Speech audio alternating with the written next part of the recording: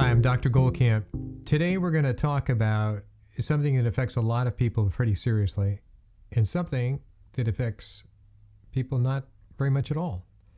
And it happens specifically this time of year in the Northern Hemisphere. And that is seasonal affective disorder. Some people are almost crippled by this, and others wonder that is it a real thing at all? Is it even a diagnosis or a condition or a disorder? The answer is yes, it is. Once you see a number of people that are affected by it, you do realize it's very much like COVID. If you haven't never had it, you probably wonder if it's real. Once you've had it or know people who have had it, it will not be forgotten. So relative to SAD, seasonal affective disorder, I'm going to go over 4 different things that you can do that affect how you are affected by the seasonality. The first most obvious thing is vitamin D, which we just spoke about the last 2 videos. So I'm not going to go into that, but that's sort of the obvious connection. Oh gosh, it happens in the winter. What's happening in the winter? Vitamin D, the sun isn't strong enough, doesn't stimulate vitamin D. That's it. True enough. However, it's a little more complicated than that. And for those people who are severely affected, it's way more complicated than that, but not by much. So we're going to go on to the next part, the second variable. And that's going to be something you very much can control, and that's your blood glucose levels. Okay? So let's delve into that. I'm going to make it interesting, fun, I hope, and something that you will take charge of, and it'll make a dramatic difference. So I'm going to show you normal, highly abnormal, and where most people fall. Okay? Okay, let's look at something that is called a CGM, a continual glucose monitor. Now, continual glucose monitors are very expensive, $1,000 plus, but we're not going to talk about that. We're going to talk about something very inexpensive called the Freestyle Libre, and what it is, it's a CGM, sort of, that you can put on yourself right here. And what I can do is I can then either measure on my phone. So your smartphone, if you have a newer smartphone, it should be able to measure right away what your levels are. Or you get a meter like this. And this is by prescription. So you have to ask your doctor for a prescription. It's not a medication. It's something that really will give you a greater awareness of how your blood sugar is a driving force in how you feel and who you are and how people like you, actually. Believe it or not. So if you can control your blood sugar, you will get more friends. People will appreciate you more, and I'll show you that. But so here's the meter that you use, and you basically whip it by your CGM, your Freestyle Libre, and you get a number.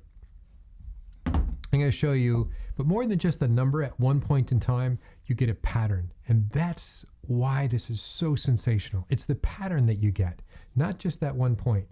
And in fact, I could argue for this $40 thingy that it's not very accurate on any individual moment.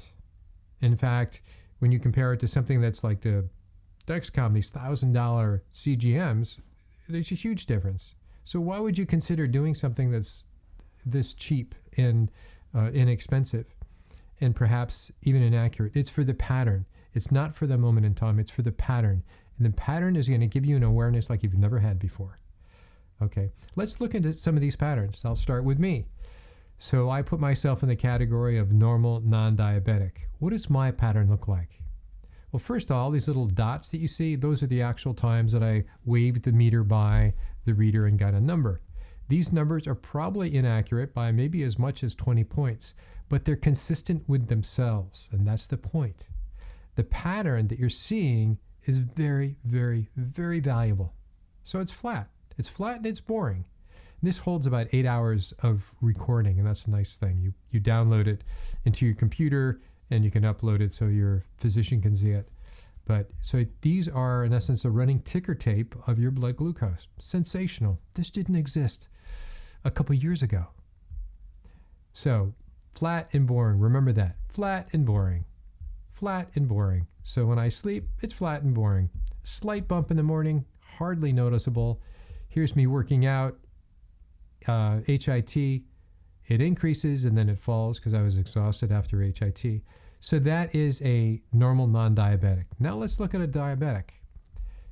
This is a diabetic who's actually worked at getting his blood sugar levels level, but still they're sensationally high. 180, even though I just told you these numbers are off, 180 is dangerously high. That's chronic hyperglycemia. And so that's affecting his immune system, that's affecting his muscle, it's affecting his heart, it's affecting his cardiovascular, cerebrovascular. It's a big deal. But he's working on it. Now we have a high but level, high but level, high but level. Okay, so you now got the pattern. Now we're going to migrate into a few other examples. Here's an older person that is, while they're sleeping, level, boring and level, potentially hypoglycemic. Remember I told you these numbers are off a little bit, so it looks more alarming when you put it in red, but it's level, and daytime hours are slightly elevated. So upon waking up, you get that rise in glucose. And then that was this person working out, so they rose and then fell, and pretty much the same pattern day after day. That's good. Now here's another pattern. Here's a person who likes to have carbohydrates before they go to bed. So after dinner, before they go to bed, 9, 10 o'clock, they may get a popsicle, maybe a bowl of cereal, maybe a donut, who knows, maybe just a piece of bread. So what does that happen? Well, here's the rise in glucose before they went to bed, and then it came down while they slept. But in the morning, when we have what they call a dawn effect, that's when your cortisol starts waking up your body, automatically starts increasing your blood sugar to get ready for the day. It ends up being huge. It's a 4-hour span of very elevated. Look at that, 180 relative to the day before. This was barely 65. It's a huge difference just from them taking refined carbohydrates at night. And again, same pattern, and you can see that it had the same result. Interesting. So now we see that that's pretty much for average people. Diabetics still just trying to bring their levels down, but level that out. But what about people with seasonal affective disorder? What about people who are really depressed? What about people who are schizophrenic or bipolar? In other words, they really have a swing in their moods. And if you ask anybody who's SAD, seasonal affective disorder, or any of the others, they will tell you the swing from they feel very low and feel very manic or high or happy. Let's go and see some of these. So now, all the way up to the top.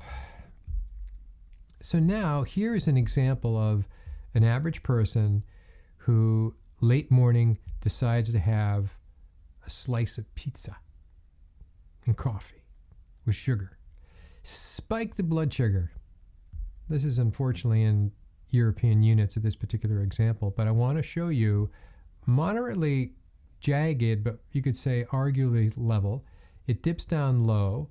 They get their carbs sensationally high, elevated glucose, then a fall. Well, then they need to bring it back up again. They need to have an energy drink or some more carbs. It falls down again. And then they need some more. So what you get is the roller coaster is starting. And that starts with the taking in of refined carbohydrates. Spikes your blood sugar, and then it falls. And when it falls, people feel terrible. They're depressed. They're angry. They're irritable. They're hard to get along with. People have to walk on eggshells around them. Pretty much like an alcoholic when you've heard those stories. Okay, so now let's go on a little more. Here's another situation. The person is normal and then severely hypoglycemic. That is down to the 40s. Normal is about 70 to 85. So this person feels terrible. They're angry, they're irritable, and they're starting to fall asleep. They're starting to pass out as if they did have alcohol, but they didn't. And so now they have to get the energy drink, the Quadro Espresso or whatever, and the carbs to get them back to normal, and then it slips back down and then back up. So that's their roller coaster. And another example. Huge. So this is the pattern that strongly contrasts to the pattern I just showed you, which is level and boring. So if this person, either of themselves or lived in an environment that didn't have processed carbohydrates, didn't have carbohydrates at all except for green leafy vegetables, that pattern would be level and boring. So what would be the behavior manifest by a pattern that is level and boring, like mine? That pattern would be not depressed. And in fact, if they actually started to be moderately ketogenic, meaning nutritional ketosis, not high numbers, that is actually kind of an upper, if you will. They would be feeling a lot better, and they wouldn't have the lows. They wouldn't be manic. People would be able to talk to them without feeling they have to walk on eggshells. These people would not be angry anymore. Interesting. Let's look at one more. And here's another example. Look at that. Down and up and down and up and down and up. So this personality, what I'm trying to say is seasonal affecting disorder, just like with bipolar, just like severely depressed, just like with schizophrenia, they all share a very serrated, if you will, very jagged roller coaster ride of their blood glucose. And if you can straighten out that roller coaster, make it flat and boring, take out those rides, that they will have a complete change in their demeanor. So yes, a little work is required, but it's pretty easy to do.